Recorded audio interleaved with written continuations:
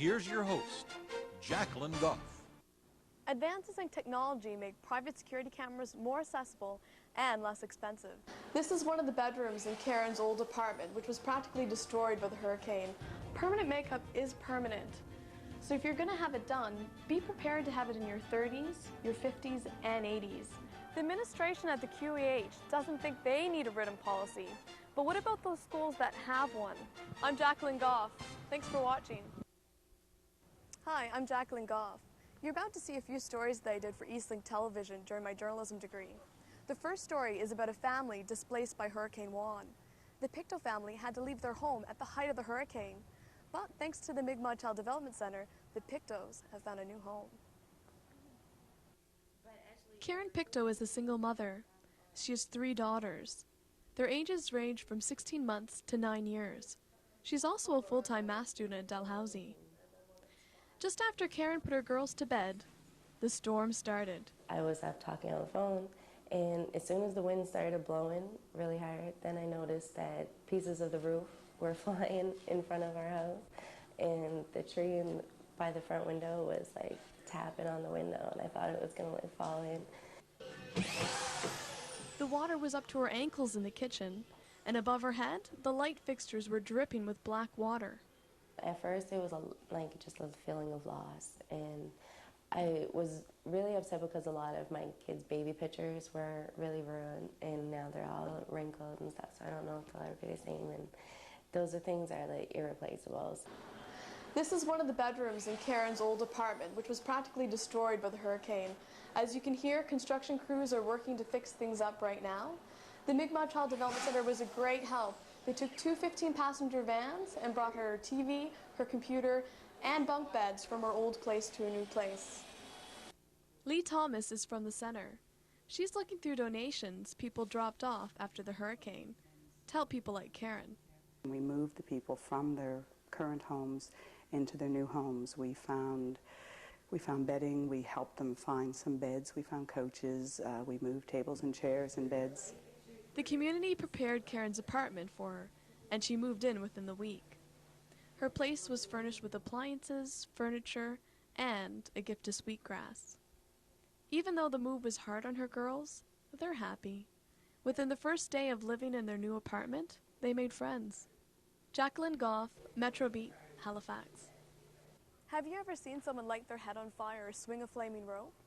Well, some people are in awe of these stunts, others are just afraid of them. I met up with a pair that does this for a living.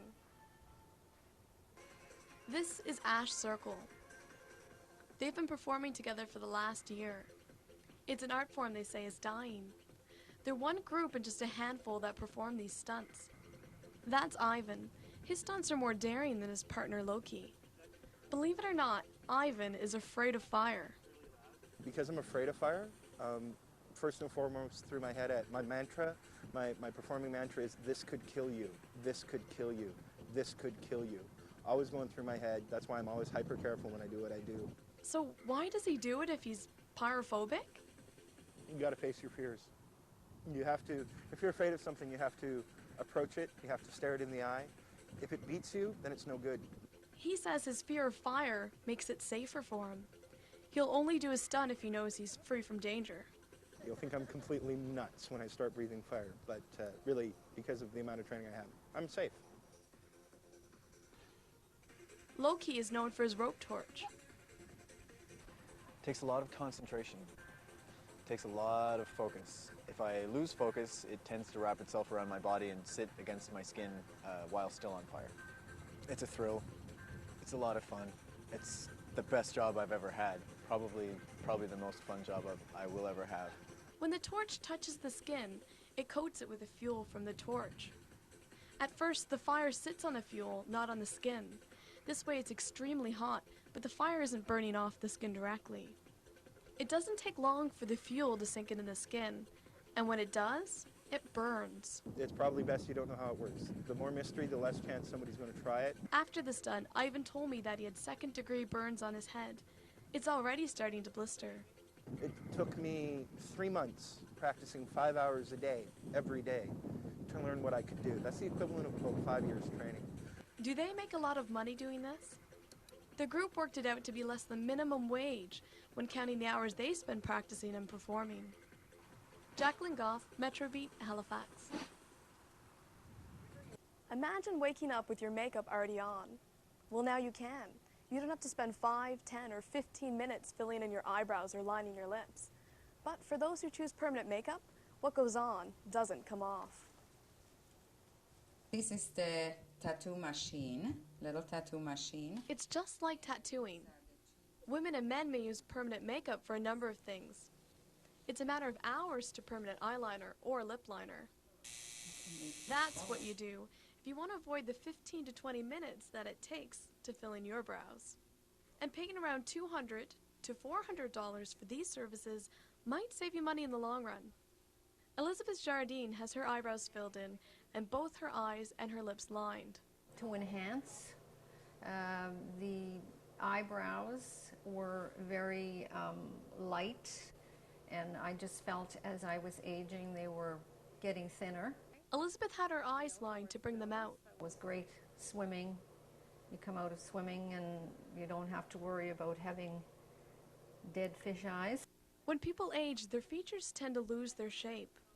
Permanent makeup may give some women the confidence boost they need. We don't realize when we have something how other people, suffer by not having it.